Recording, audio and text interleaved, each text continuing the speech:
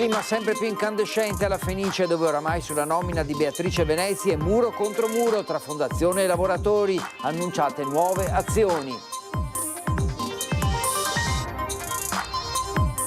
Un video diventato virale sui social mostra lo spavento di un gruppo di turisti portoghesi a Venezia.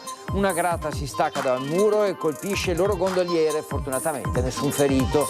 Si sono svolti alle prime luci dell'alba in forma privata i funerali di Dolores Dori, morta dopo una sparatoria al campo nomadi di Lorrato del Garda.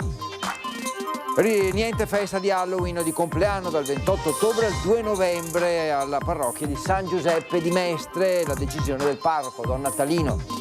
Olympus alle origini del gioco è il tema del Carnevale di Venezia 2026 che si svolgerà dal 31 gennaio al 17 febbraio, dedicato alle Olimpiadi.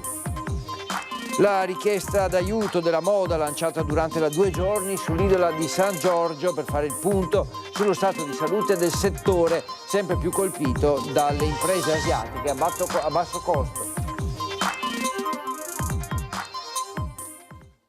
Benvenuti all'appuntamento con l'informazione di Venezia. Avete sentito dai titoli, clima sempre più incandescente alla Fenice, dove ormai sulla nomina di Beatrice Venezia è muro contro muro tra la fondazione e i lavoratori. I musicisti chiedono le dimissioni del sovrintendente Colabianchi e annunciano nuove azioni sulla linea dello sciopero per la prima del Wozzeck. Prossime manifestazioni che sicuramente ci saranno, abbiamo vari appuntamenti, concerti sinfonici la prima della stagione e poi fino al concerto di Capodanno. Stiamo valutando, ma sicuramente ci saranno delle prese di posizioni. Lo sciopero della prima del Wozzeck, sostituito da un concerto manifestazione in Campo Sant'Angelo, è destinato a non rimanere un fatto isolato e più che il presto e il prestissimo che in musica classica indicano i ritmi più agitati, per questa stagione alla Fenice bisognerebbe coniare il tumultuoso. Lontane da qualsiasi accordo, infatti, le fazioni pro e contro la nomina direttrice musicale di Beatrice Venezia marciano verso uno scontro che al momento esclude mediazioni. Ci aspettavamo comunque il prosieguo di un confronto per trovare una soluzione che in qualche modo avevamo anche prospettato, cioè la possibilità di dare alla signora Venezia la possibilità appunto di esibirsi e quindi provare un po' questa signora, però con la condizione sine qua non che al termine di questo percorso di prova si potesse dare un giudizio e quindi sulla base del giudizio trarne delle decisioni. Se il sindaco e presidente della Fondazione Fenice Luigi Brugnaro annuncia che la direttrice d'orchestra non è disposta ad alcun passo indietro, musicisti e lavoratori rilanciano chiedendo le dimissioni anche del sovrintendente Nicola Colabianchi, che già al termine dell'incontro per tentare una conciliazione aveva dato questa lettura della posizione degli orchestrali. È evidente che la sua posizione, intanto già politicamente perché ha espresso un giudizio, poi il fatto che sia donna, secondo me c'è un certo sessismo in questo. Chi la butta in cacciara politica dandoci dei sessisti, come ha detto il sovrintendente, piuttosto che siamo un covo di comunisti, e la butta in cacciara perché non ha argomenti sul merito e sul metodo abbastanza validi per controbattere la nostra posizione. Un video diventato virale sui social mostra lo spavento di un gruppo di turisti portoghesi a Venezia. Una grata si stacca da un muro, colpisce il loro gondoliere, fortunatamente nessun ferito. Un mese fa circa è caduta la grata qui a fianco da dove partiamo con le gondole ed è stata una fortuna che non sia caduta addosso ai clienti. È successo circa un mese fa, ma solo adesso il video è iniziato a girare attraverso i social per i cellulari dei veneziani. La scritta in portoghese che lo accompagna parla di un grande spavento e ciò che il cellulare del turista ha catturato nel filmato testimonia l'incidente, fortunatamente senza conseguenze, avvenuto in gondola. Lei, il collega, ha avuto modo di sentirlo? Cosa aveva raccontato? E come sta? Poi non ha avuto... Era un po', tra virgolette, scioccato, ma niente di che. Ferruccio della Pietà è un gondoliere sommozzatore volontario. Recentemente le cronache hanno dovuto raccontare diversi casi di gondolieri e passeggeri finiti in acqua per svariati motivi. Generalmente si andava dallo scontro con altre imbarcazioni a comportamenti poco consoni dei turisti a bordo. Al campionario di rischi però bisogna aggiungerne altri. È un attimo, ad esempio anche un vaso messo là sul balcone e non c'è un ferro che possa praticamente fare a meno che cada, anche quello, un colpo di vento forte va giù, va giù. Perciò è questo il problema, la pigrizia della gente a rispettare le regole. E stop. E si sono svolti alle prime luci dell'alba in forma strettamente privata i funerali di Dolores Dori, la 44enne di origine vicentina e residente a Camponogara, ferita gravemente il 2 ottobre scorso all'interno del campo nomadi di Lonato del Garda in provincia di Brescia e poi tragicamente abbandonata nei pressi dell'ospedale di Desenzano, dove in seguito è deceduta. La cerimonia si è tenuta alle 6:30 nel cimitero di Pozzolo di Camponogara in forma riservata per ordine del questore di Venezia, Gaetano Bonaccorso, che ha disposto misure particolari di sicurezza per evitare assembramenti e possibili tensioni attorno alla vicenda. E 15 tifosi delle frange ultras del Padova e del Venezia sono stati raggiunti da altrettanti DASPO emessi dal questore di Treviso per la mega rissa scoppiata nella stazione di servizio Cervada Estra Cessalto lungo la 27 lo scorso 19 luglio. Nella circostanza le due frange erano venute alle mani usando cinghie, aste di bandiere e ordigni fumogeni, uno dei quali aveva provocato ustioni al collo di un giovane ultras. Tra i destinatari del DASPO, due tifosi del Padova di 35 e 26 anni che dovranno rimanere lontani dagli stadi per 10 e 7 anni, misure aggravate dall'obbligo di firma in occasione degli incontri sportivi della propria squadra per la durata rispettivamente di 7 e 5 anni.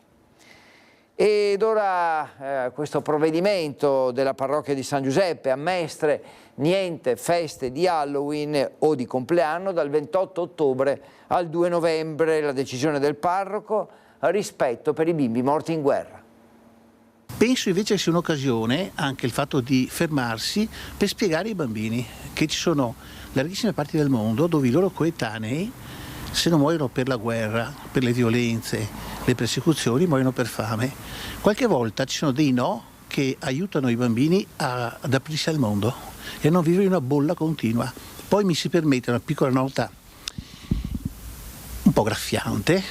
Penso che ad Halloween siano più affezionati gli adulti che i bambini. Nessun dolcetto o scherzetto per i bambini e gli adulti della parrocchia di San Giuseppe di Mestre. Don Natalino ha sospeso con decisione autonoma tutte le feste, in segno di rispetto a quel valore della pietas che dai poeti latini a Petrarca, Dante e Manzoni ci ricorda il soffrire insieme dell'umana condizione. Perché la pietas ci dà in un certo senso quasi di sacralità, perciò anche di rispetto della persona, no? Allora noi siamo gli stessi che fino a qualche settimana fa si indignavano, alcuni anche in maniera molto accesa, no, per le vittime innocenti di Gaza, bambini tanti, eccetera, in Ucraina, non ti dico da ancora da più tempo, e via dicendo, ma siamo sempre gli stessi, quindi un certo rispetto, anche data la prossimità sia geografica che temporale, per tutte queste vittime innocenti, secondo me si può caratterizzare anche con una sospensione di quello a cui tanti sono ormai abituati. Nessuna paura delle critiche, non sarà certo questa festa sospesa a minare la felicità dei piccoli. Non tiriamo di mezzo i bambini che se una volta tanto non fanno una festa che a loro non appartiene, diventano però delle vittime, quindi io eviterei proprio anche soltanto questo tipo di obiezione perché non mi pare molto ragionevole. C'è tra l'altro un precedente storico che ha ispirato il parroco. Ho preso proprio come argomento quello che fece il Comune di Venezia nel 91 quando decise di sospendere il carnevale, si era all'inizio della guerra del Golfo. Secondo me quello è stato un bel segno della nostra città. E infine una stoccata anche al business che ha imposto negli ultimi anni una festa non cattolica. Prima ancora è una festa che non ci appartiene come identità culturale, l'abbiamo importata sostanzialmente per ragioni commerciali. Olympus alle origini del gioco è il tema del Carnevale di Venezia 2026 che si svolgerà dal 31 gennaio al 17 febbraio e sarà interamente dedicato alle Olimpiadi Milano-Cortina. Il gioco è l'origine di ogni festa e con i suoi antichi giochi popolari della festa Venezia la regina. Quindi Vi aspettiamo al Carnevale di Venezia 2026. Un carnevale che parla di sfida, armonia e passione. Venezia si prepara a celebrare l'anno olimpico con un'edizione speciale, Olympus, alle origini del gioco. Il titolo, annunciato dal sindaco Brugnaro, intreccia storia, arte e sport in un racconto che unisce il mito di Olimpia alla tradizione lagunare, dove da secoli il gioco è spettacolo e la competizione è festa. Il Carnevale 2026 sarà un grande palcoscenico di creatività e di inclusione, un omaggio allo spirito olimpico e alla capacità di Venezia di unire culture e persone, ha commentato proprio il primo cittadino. L'immagine simbolo del manifesto nasce dalla festa del Giovedì Grasso in Piazzetta di Gabriel Bella, un olio su tela del Settecento conservato alla Fondazione Querili Stampania, che ha concesso gratuitamente i diritti d'uso. Dalle forze d'Ercole alle acrobazie dei saltimbanchi, dalle regate nelle acque del bacino di San Marco ai tornei nelle calli, Venezia da sempre trasforma la sfida in arte e il corpo in linguaggio universale. Il Venice Carnival Street Show porterà la festa in ogni angolo della città, da Pellestrina al Lido, da Mestre a Burano, con artisti giocolieri e carri allegorici in parata. All'Arsenale tornerà anche il grande spettacolo sull'acqua, una sinfonia di luce, danza e musica per raccontare la nascita del gioco e della sfida umana. Questo tema sarà un fil rouge che perseguiremo su tutte le iniziative. Ci sarà il palco di Piazza San Marco, così come il palco di Piazza Ferretto e le tradizionali sfilate di carri allegorici su tutto il territorio. 2 giorni voluta da Confindustria e Forum Ambrosetti alla Fondazione Cini sull'isola di San Giorgio per fare il punto sullo stato di salute della moda italiana, sempre più colpita dal fast fashion delle imprese asiatiche a basso costo. Un vero e proprio grido d'allarme, quello che l'industria della moda lancia dalle sale della Fondazione Giorgio Cini nell'ambito della 4ª edizione del Forum sulla moda sostenibile. Tornare alla qualità, alla legalità del lavoro, ma soprattutto combattere ad armi pari contro i colossi asiatici che hanno invaso il nostro mercato.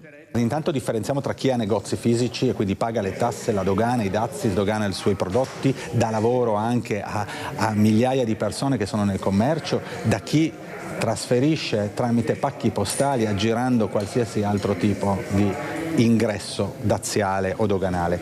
In un mondo in cui si creano barriere, l'Unione Europea non può continuare ad essere permeabile. Difendere il Made in Italy significa ridare valore e qualità ad un'industria che ha una filiera totalmente propria. L'appello alla politica è inevitabile, dati i valori in campo, ma si tratta anche di intercettare i cambiamenti dei consumatori rispettando sostenibilità e tessuto sociale. E come Veneto vale 14 miliardi, quindi 10.000 aziende, 100.000 addetti, stiamo parlando di un valore importante, tocca i temi dei tessuti, dell'abbigliamento, anche gli accessori, i gioielli, occhiali, e in qualche modo stiamo anche vivendo una sorta di attacco non proprio corretto, nel senso che ci sono delle piattaforme di fast fashion che invadono un po' le nostre case di prodotti a basso costo che però non sono soggetti a controlli, non sono soggetti a dazi, neppure all'IVA in certe situazioni, e stiamo parlando appunto di una guerra ad armi impari dove noi stiamo portando l'attenzione ai temi della sostenibilità, ma non solo quella ambientale, anche quella sociale, quindi legata al valore e ai diritti dei lavoratori, che ovviamente sappiamo esserci mercati dove questa attenzione non c'è. Poi c'è anche un tema sulla sicurezza dei tessuti o dei prodotti che arrivano ed è spesso un capitolo trascurato ma ben presente tra gli operatori. Il grande rischio di questi capi è che sono capi non controllati da un punto di vista qualitativo e noi tutti sappiamo, l'industria europea ha lavorato molto su questa dimensione, quindi oggi noi possiamo affermare che i capi che vengono prodotti non solo in Italia ma in tutta Europa siano ampiamente controllati e diciamo sostenibili dal punto di vista di salute. E ora parliamo di Venice Marathon perché è scattato il conto alla rovescia verso il grande appuntamento di domenica che vedrà arrivare al traguardo in riva a Sette Martiri 20.000 atleti nelle 3 distanze. Intanto al Parco San Giuliano si apre il villaggio. Per Venezia non solo rappresenta il momento sportivo internazionale più importante dell'anno, è pronta ai blocchi di partenza la Wizz Air Venice Marathon, arrivata quest'anno alla 39esima edizione e intitolata al grande personaggio leggendario veneziano di Giacomo Casanova nel 300° anniversario della sua nascita. In attesa della competizione sportiva si apre in queste ore il grande villaggio di Venice Marathon al Parco di San Giuliano a Mestre con la Family Run e la partecipazione come testimonial di sport e inclusione anche della grande atleta paralimpica Giusy Versace. Domenica sarà record di partecipanti con oltre 20.000 atleti ai nastri di partenza della gara nelle 3 distanze di 10, 21 e 42 km con la maratona che partirà da Stra arrivando a Venezia. Per tutte e 3 le distanze il traguardo finale sarà in riva a 7 Martiri. Questo progetto è diventato una grande realtà in questo territorio, non è solo una gara, non è solo un evento sportivo, è un evento promozionale, sociale, nella parte economica, turistica, con grande attenzione alla sostenibilità. Importante l'indotto economico e il numero di presenze. Abbiamo superato i 20.000 runners, di cui il 50% arriva dall'estero, quindi parlare di indotto è assolutamente positivo e pensiamo di attestarci oltre i 12 milioni di euro di indotto diretto quest'anno. Tante le sfide organizzative da affrontare. Ci siamo messi sempre ogni anno di fronte a sfide più complesse, anche perché il numero dei partecipanti cresce, però attenzione, cresce in modo ragionato. Quindi viva la Venice Marathon e tutti i messaggi che sa dare e aspettiamo con gioia questa 39esima edizione. Ed ora il calcio, dopo il pareggio esterno di Empoli, ancora una trasferta in Toscana per il Venezia che domani alle 17:15 affronta la Carrarese. Le parole di mister Stroppa e di Sverko. Il Venezia, ancora in trasferta contro la Carrarese, dopo il pareggio di Empoli punta alla vittoria, ma non sarà facile. Incrociamo una squadra che si è consolidata, ha un'idea forte, soprattutto su quel campo lì è molto difficile. Dobbiamo fare al meglio per quelle che sono le nostre idee, il nostro modo di fare calcio. Mentre in settimana il secondo portiere, Alessandro Pizzari, è stato operato per un distacco parziale del tendine rotuleo e starà fuori per un po'. Da qualche settimana in difesa è tornato come baluardo. Marin Sverko, pilastro della difesa. Penso che forse manca un po' l'ultimo terzo del campo, dove dobbiamo migliorare, anche miglioriamo in allenamento. Difensivo anche penso che noi abbiamo fatto anche lì un bel lavoro. E con il calcio si chiude questa edizione del nostro TG Venezia, grazie per averci seguito, arrivederci.